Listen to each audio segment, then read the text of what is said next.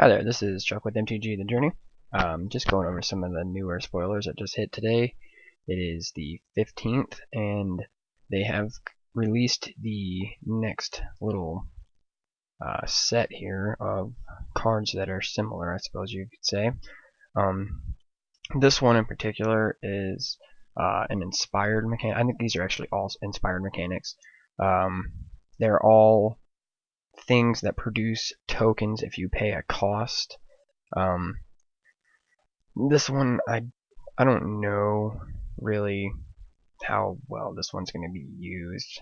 I don't think it, unless there's a severe enabler for it, I don't think it's going to be that popular of a card. I mean, it's a human, so it could hit a human stack, but I guess, tokens build, it would fit fairly decent in. The thing I don't like about it is it's a 1/1 and you pay 3 for 2 tokens.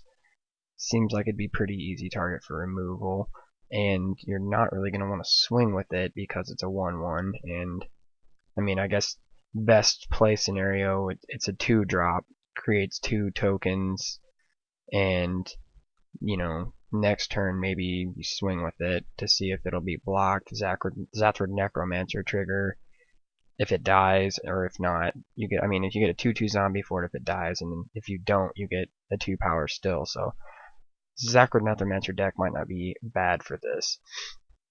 The next one we have is Eerie Worshipers. Hope I'm pronouncing that right. Art looks cool on this one. I like the Nyx in the background and bird and the leaves up top. That's pretty cool. This one, whenever it becomes untapped, you may pay 2 and a blue, and if you do, put a 2/2 bird enchantment creature token with flying on the battlefield. The thing I like about this one is it's got a 4 toughness, so you can swing with this thing all day, and you're not worried about it being blocked because whenever it untaps, you get a bird with evasion. So I mean, this is fantastic. It's a good card. I think this one's going to see some play. Probably not in the mono blue decks, but I can see it. I can see it being in some decks. Also human, so Esper humans could play this. It's very possible. Next one we have is Loanodama, I guess is how you'd say that. This one has Intimidate. It's a 2/1, but it's a zombie.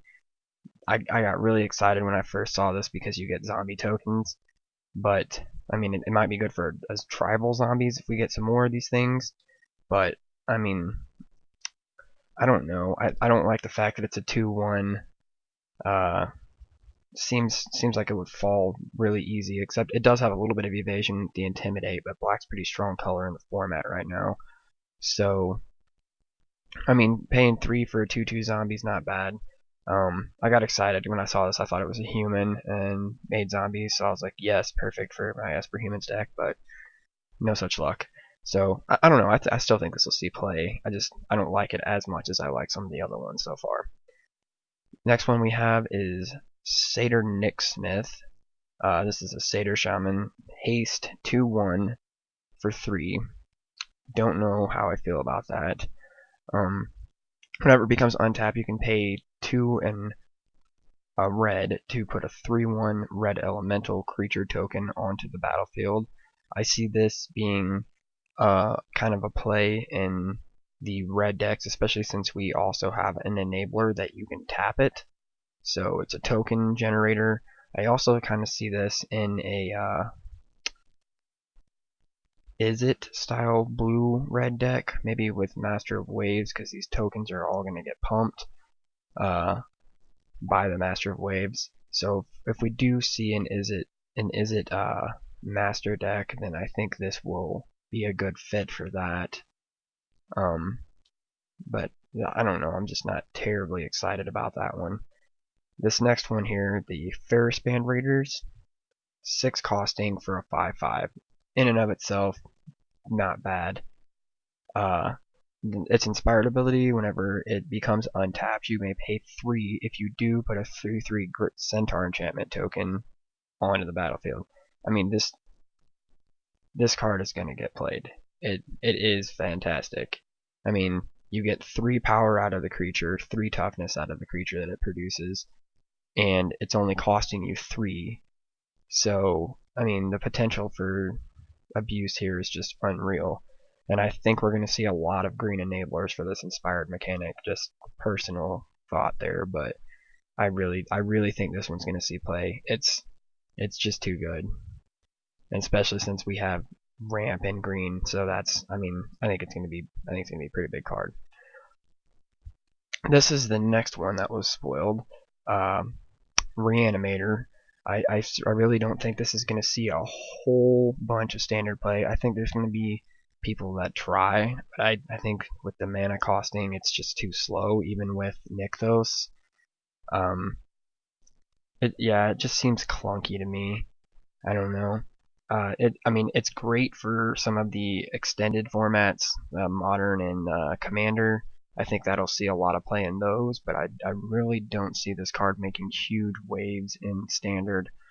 The sacrifice X creatures, return X creatures from your graveyard to the battlefield. I mean, yeah, I guess if you wanted to play this guy in like a Necromancer deck where you're playing all, I mean, maybe some discard, I don't know. I think this might be something that we'll see more play of as we move into M15 with all the similar graveyard shenanigans going on. And he does have the ability to bring himself back from the graveyard. So, I don't know. We'll kind of, I see him, he might find a niche, but I don't see him being that popular in the standard format. This, on the other hand, Drown in Sorrow. All creatures get -2/2 until end of turn and scry 1.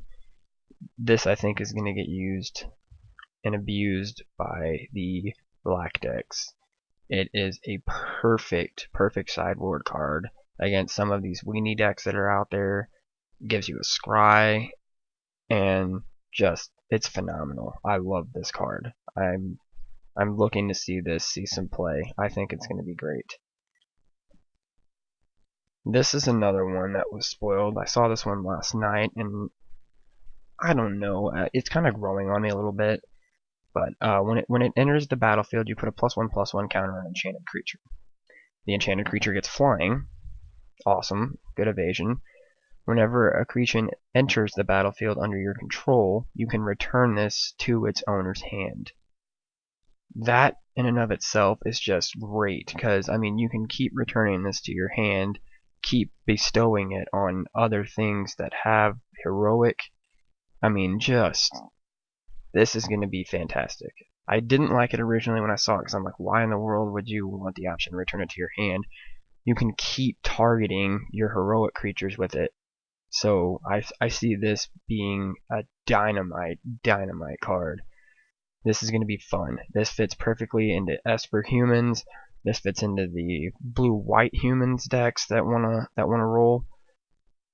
This fits into just about anything that wants to play heroic in these colors. I mean, this is just going to be a fantastic card. I think we're going to see a lot of play out of this. I think it's probably going to sit around $2.50, $3, $4, maybe even right out of the gate. And then the more it sees play, I think we're going to see more out of it. So, good card. This one is actually the launch promo. It is Tromo Kratos. Hexproof unless it's attacking or blocking. That seems a little strange to me. So if it attacks, you can downfall it or Doom Blade or Ultimate Price. So yeah.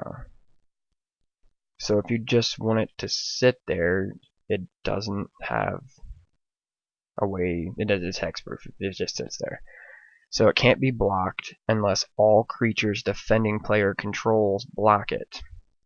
So you either got to block with all or nothing. But once again, I don't see it being that problematic, because if it does attack, then it doesn't have hexproof anymore. So you can just downfall it, or Ultimate Price, or Doomblade, or any other type of removal that you want. So I don't know. I don't see it being that big of a deal, and I mean, it is a, 8/8 for 7, so that's kind of cool. But I don't know. I don't know if I see a fit for this yet, so we'll see what happens. And this last one is Mind Reaver, 2 blue. I like this because it makes me think that we might see more stuff with the straight up double casting cost for devotion, because I want to see a black card that's a creature. That would make me so happy. Whenever you cast a spell that targets Mind Reaver, exile the top 3 cards of target player's library. 2 blue, sacrifice Mind Reaver, counter target spell with the same name as the card exile with Mind Reaver. This seems like it's built for an Ashiok deck. That's just the feeling that I get whenever I see this card. It looks like it wants to be bestowed with something that allows it to, whenever it untaps, is going to mill as well. An inspired enchantment maybe. But I see an Ashiok deck coming, because there's a lot of the stuff that's discard and exile library, and now you're going to have shenanigans with being able to counter a spell with the same name as the card by sacrificing it. We see some graveyard recursion maybe. I don't know. It seems like that's what they're going for with this type of a setup.